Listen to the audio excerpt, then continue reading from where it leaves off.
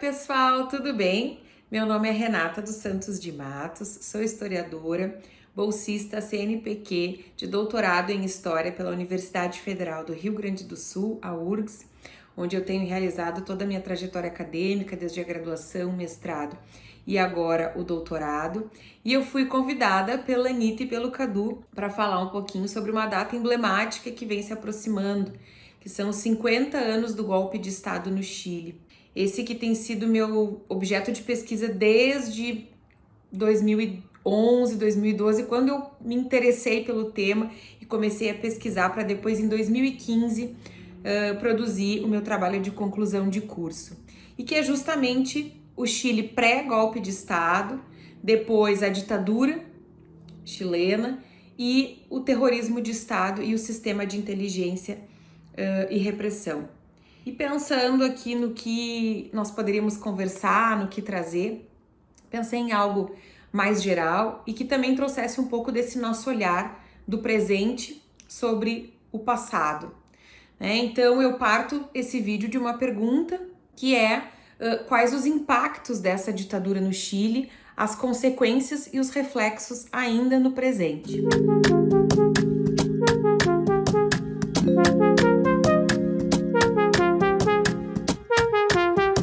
E eu começo dizendo que esse golpe ele foi orquestrado a partir de uma articulação entre poderes internos e externos ao Chile, com o objetivo maior de frear o avanço do projeto revolucionário da via chilena para o socialismo, ou seja, da transição para o socialismo pelas vias eleitorais proposta pela coalizão de partidos de esquerda, a Unidade Popular, a UP, e que tinha como candidato à presidência o médico Salvador Allende. Esse novo projeto, dentre tantos objetivos, ele tinha também o de elevar o papel social dos trabalhadores, valorizá-los, promover a autonomia política e econômica em relação a grandes potências, entre outros tantos explícitos, tanto no programa de governo da Unidade Popular, disponível para que todos nós tenhamos acesso na rede, como também em algumas obras, como da Márcia Cury, o Protagonismo Popular,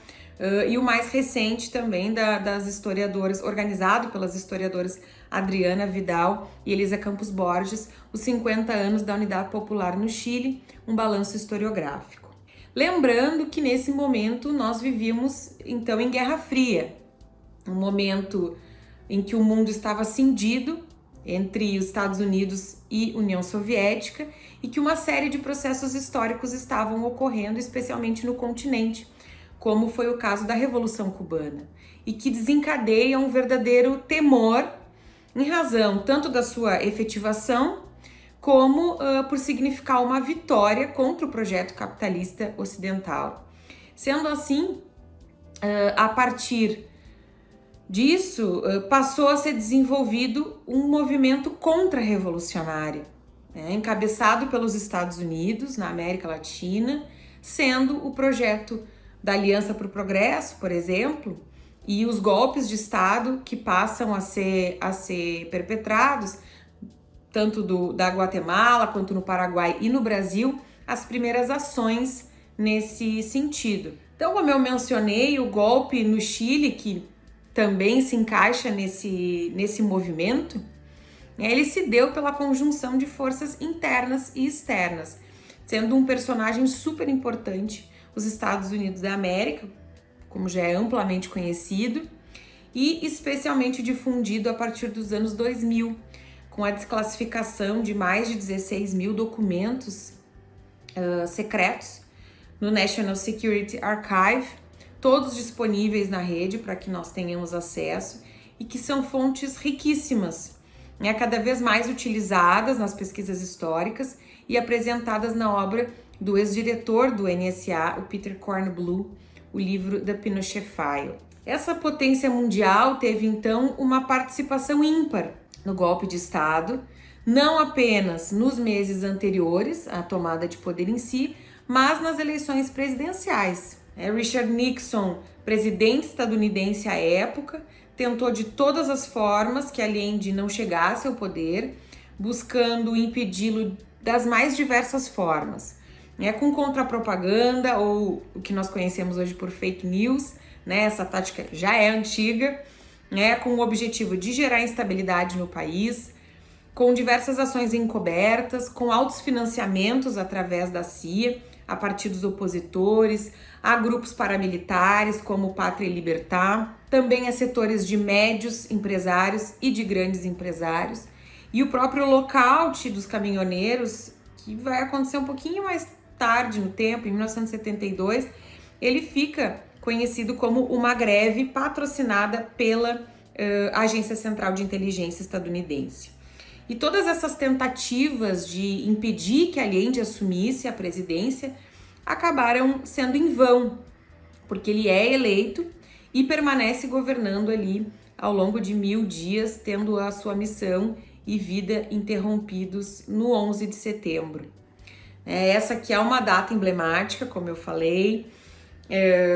por também ser um 11 de setembro, que nós poderíamos falar do primeiro 11 de setembro, e que coincidentemente é marcado pelo bombardeio ao Palácio de la Moneda por um avião caça Hawker Hunter. Eu digo coincidentemente, né, porque isso nos remete ao setembro de 2001, o ataque aéreo às Torres Gêmeas sofrido pelos cidadãos do mesmo país que anos antes colaborou e celebrou a ofensiva contra o Chile. E sobre esse aspecto, eu recomendo o livro da Patrícia Verdugo, intitulado Como os Estados Unidos Derrubaram Allende. Não foi só os Estados Unidos que participaram desse complô, né? Existiram corporações privadas também, multinacionais, sendo um dos casos a empresa International Telephone and Telegraph, a ITT, sobre a qual eu me debruço no meu trabalho de conclusão de curso. E a ITT, juntamente com a CIA, arma um conluio, primeiramente para evitar que Allende chegasse à presidência. Então, nos 2 meses anteriores às eleições, à vitória das eleições, e tendo falhado esse plano, para que depois ele não concluísse o seu mandato. Um plano, evidentemente, eficaz, né, a médio prazo, como nós podemos ver. Outras empresas estrangeiras também fizeram parte dessa grande articulação, também empresas nacionais, sobretudo aquelas ligadas ao cobre. E ainda os partidos políticos de centro-direita e direita, como o Partido Nacional e o Partido Democrata Cristão. Claro que de todas essas engrenagens nós não podemos esquecer da participação das Forças Armadas. Não em sua totalidade, evidentemente, pois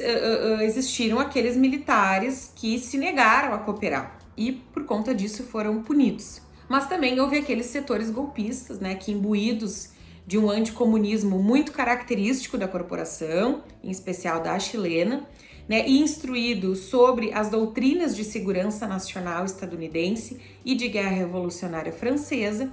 promoveram um ataque ao projeto revolucionário em marcha. Lembrando também que Augusto Pinochet é escolhido pelo presidente como comandante em chefe do exército após a saída do general constitucionalista, o Carlos Prats,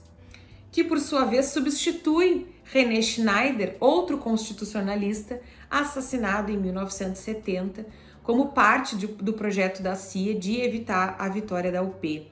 Ou seja, se imaginava que, tirando do caminho esses militares que defendiam a não intervenção das Forças Armadas na política, o objetivo final seria alcançado com mais rapidez e maior êxito. Nesse sentido, nós podemos dizer que Pinochet marca a história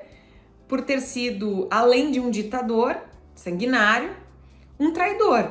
né, que vem articular com outros militares a tomada do poder, depondo o presidente eleito que o escolheu para estar nesse posto, né? Então a fórmula para o caos, essa expressão que até o Muniz Bandeira utiliza no título do seu livro sobre o golpe no Chile, essa campanha, ela ocorre com uma ação contundente de cada uma dessas forças nacionais e estrangeiras. seja através do boicote político, negando o avanço de projetos propostos pela OP no Congresso, né, evitando a consolidação desses projetos, seja pelo boicote econômico promovido pelos Estados Unidos e pelas empresas instaladas no Chile, buscando assim cada vez mais um estrangulamento do governo para que se tornasse insustentável gerir o país e assim os militares fossem convocados, fossem obrigados a tomar o poder. Um fenômeno clássico das ditaduras, por assim dizer, e que foi exatamente o que aconteceu no Chile. Chega o 11 de setembro de 1973, então, e com ele o desferimento desse golpe brutal. É um golpe que teve graves resultados, começando pelo ataque físico e simbólico ao Palácio de la Moneda, a morte de Salvador Allende, que permaneceu ali até os seus últimos instantes, né, e acabou por cometer suicídio, muito em razão de saber que não sairia vivo dali. Existe inclusive um áudio do Pinochet em que ele tem uma comunicação com outro militar e menciona, né, que seja ordenado que Allende se entregue, que ele seria levado para outro país como exilado, mas que no meio do caminho aconteceria uma queda do avião, Allende seria morto,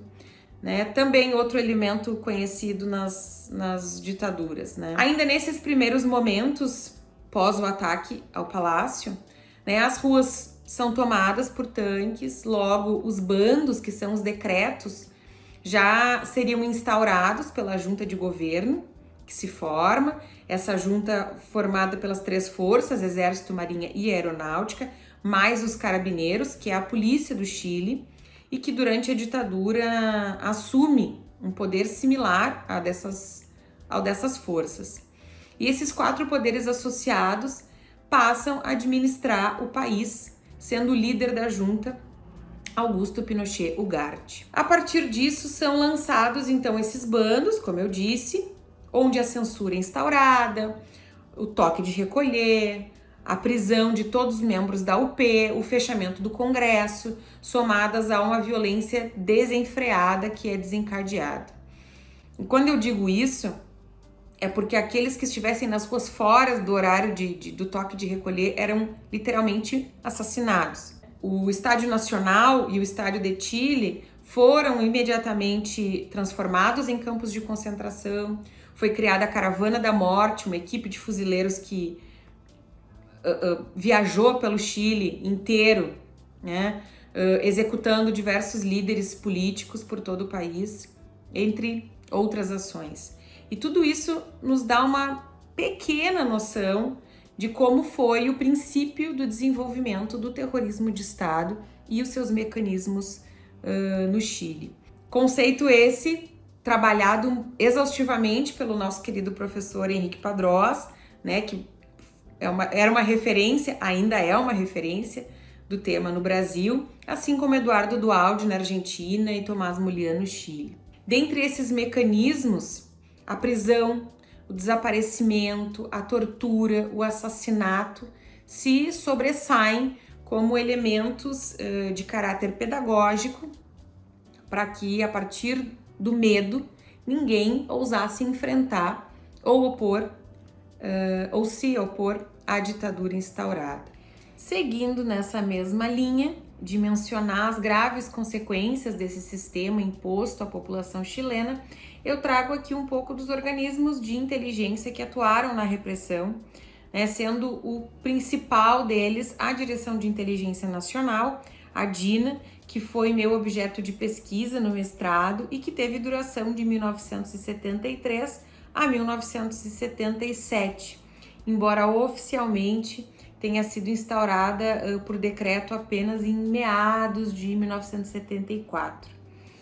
A DINA, então, foi braço direito de Pinochet, ou melhor, punho de ferro, né, como o emblema dela bem nos demonstra, atuante quase sempre na clandestinidade, e era um órgão que tinha distribuído pelo país, mas especialmente em Santiago, centros clandestinos de detenção, assim como outros serviços de inteligência das Forças Armadas, serviço de inteligência militar, direção de inteligência dos carabineiros, entre outros. Para esses centros clandestinos foram levados principalmente membros dos partidos comunista, do Partido Socialista, do Movimento de Esquerda Revolucionário, MIR, e mais tarde do Frente Patriótico Manuel Rodrigues, o FPMR, já sob a atuação da substituta da DINA, a Central Nacional de Informações, CNI, que atuou entre 1977 e 1990, ou seja, até o final da ditadura, e que é meu objeto de pesquisa no doutorado atualmente. Nesses espaços foram torturados, assassinados, violentados de todas as formas e desaparecidos diversos desses militantes políticos, mas não apenas eles. Há registros de pessoas sem ligações políticas e que ainda assim foram violadas. No próprio Estádio Nacional acontece isso. E além desse fato, nesse local, nesse espaço, ocorre também o intercâmbio, né, de instrutores brasileiros e chilenos, né, sobre tortura, um fato que é conhecido, que aparece inclusive no filme Missing, de 1982, do diretor Costa Gavras, e instrução essa, né, aulas sobre como torturar, como tirar informações das pessoas, que não se limitou a esse período da ditadura, esses primeiros dias da ditadura. A Operação Condor, amplamente explorada por autores como John Dinges, Patrice McSherry, Nilson Mariano, Stella Caloni, é um dos pontos altos dessa conexão entre as ditaduras do Cone Sul e nos ilustra como se desenvolveu uma das mais eficazes coordenações repressivas para além das fronteiras. Fizeram parte dela a Argentina, Uruguai, Paraguai, Bolívia, Brasil e Chile, com um objetivo simples, né? O de eliminar o inimigo interno, aquele que era considerado o subversivo, né? Que podia ser qualquer pessoa e não apenas um militante político, como as doutrinas estadunidense e francesa pregavam. Como produto disso, foram trocadas informações sobre os cidadãos, foram cedidos agentes para operações em outros países, foram desenvolvidas propagandas falsas de um país sobre o outro, com o intuito de beneficiar o Estado envolvido, evidentemente. Homens e mulheres foram entregues, foram presos e assassinados por polícias de outros países, crianças sequestradas e uma série de outras ações. Se por um lado, em 1970, nos anos 1970,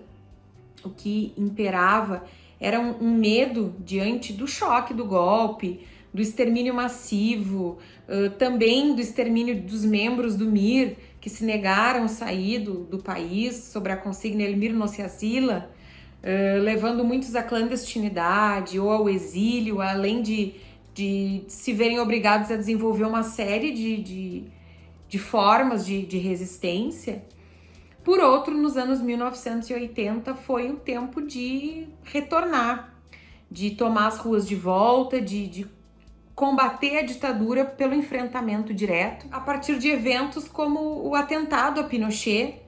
né, desenvolvido pelo Frente Patriótico Manuel Rodrigues, ali por meio dos anos 80, acho que 86, né? Assim como as Jornadas Nacionais de Protesto, já realizada mais no início da década de 80, pela União de Estudantes, de populares, trabalhadores,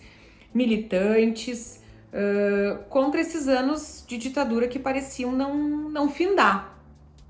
E lembrando que já na década anterior, já havia surgido uma forte atuação dos movimentos de direitos humanos no Chile, como a Comissão Pro Paz, essa rapidamente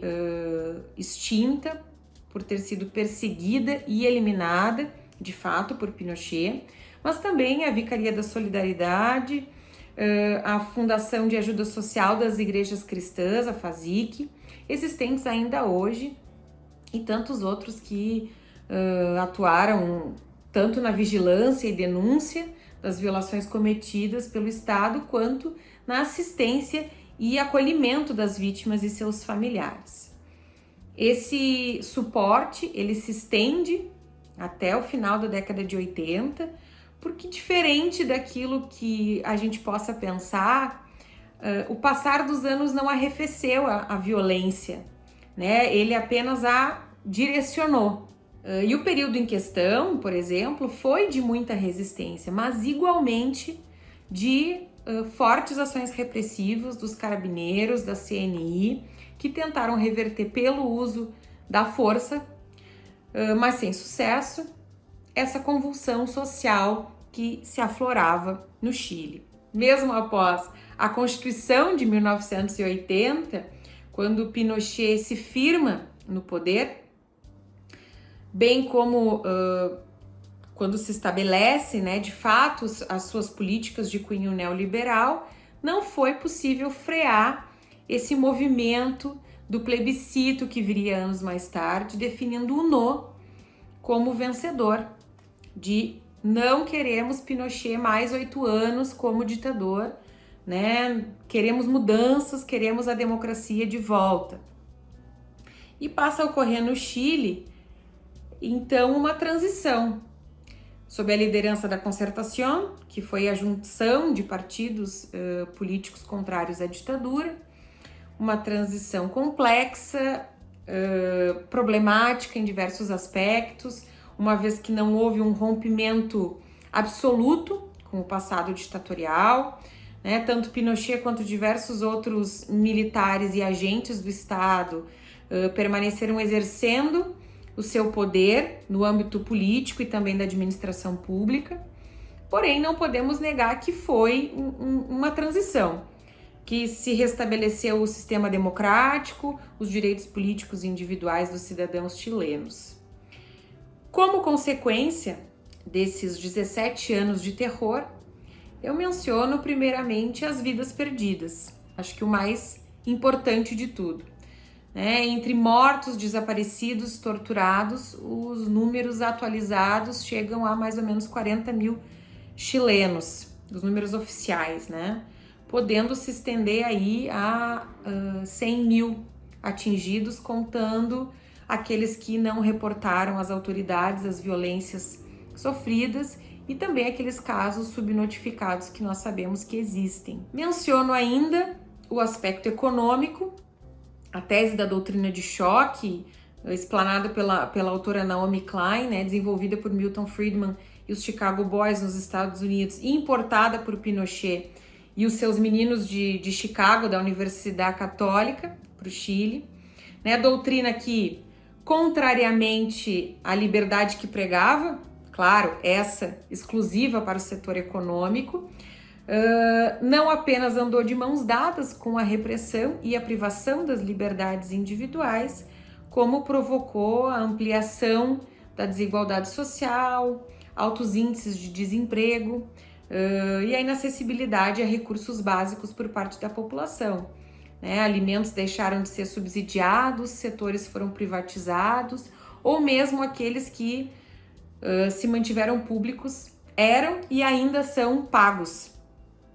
como herança dessas políticas. Tudo isso fez parte de um grande projeto relacionado também ao apagamento do passado aliendista, dos projetos da Unidade Popular, de nacionalização dos setores estratégicos e da reforma agrária, realizados não só por Allende, mas também iniciados no governo de Eduardo Frei, e essa refundação que Pinochet desejou e começou a colocar em prática, então, sob novas bases, se deu de muitas formas. E começa justamente com a reversão dessas políticas da Unidade Popular, devolvendo terras ociosas que antes tinham sido distribuídas a pequenos produtores, a grandes latifundiários, empresas públicas de volta às mãos privadas e estrangeiras, além da tentativa de um apagamento cultural de nomes e tradições populares, campesinas, folclóricas e nativas mapuches, dos artistas que carregavam nas suas obras, nas suas letras, poesias, danças, peças de teatro, essas referências, e que tiveram que criar aí também formas de resistência para sobreviver à ditadura. Pensando aí nesses 50 anos do golpe, quais os impactos do que foi posto até aqui. E um primeiro aspecto que eu levantaria, né, seria a existência de um setor policial, que são os carabineiros, né, que ainda hoje são reconhecidos pela sua violência, pela truculência. E o estalido social de 2019 é um claro exemplo disso, quando mais de 300 pessoas foram cegadas pelas balas de borracha dos carabineiros que intencionalmente miraram nos olhos dos manifestantes. Os protestos de 2011 também, pela gratuidade da educação, foram contidos com extrema violência, com carros com jatos d'água, cavalos, tropas de choque, postos em operação contra estudantes. Menciono ainda a questão do aumento da desigualdade social, como já tinha citado, e que é notória quando se visita Santiago nos dias atuais, né, resultante dessas políticas de Pinochet trazidas anteriormente e que não à toa também despertou um dos maiores protestos de todos os tempos no Chile e no continente, que foi o estalido social. Ele é inaugurado com uma pauta do aumento do valor do transporte público, né? E esse movimento ele vai crescendo rapidamente, né? Ampliando as suas pautas relacionadas a diversos aspectos econômicos e sociais, evoluindo até mesmo para a pressão por uma nova Constituição, a fim de revogar aquela instaurada lá em 1980, que, dentre tantas coisas, ainda mantém o Chile como um estado subsidiário. Quase 80% da população votou por um plebiscito a favor de uma nova Constituição. No entanto, a carta proposta ela foi rejeitada e é importante a gente ressaltar o desejo da mudança, né, expressa também nas eleições presidenciais com a vitória do Gabriel Boric, por exemplo, mas sem tirar de vista que falar de Chile é falar de um país dividido, com disputas políticas ainda muito acirradas e que é reflexo também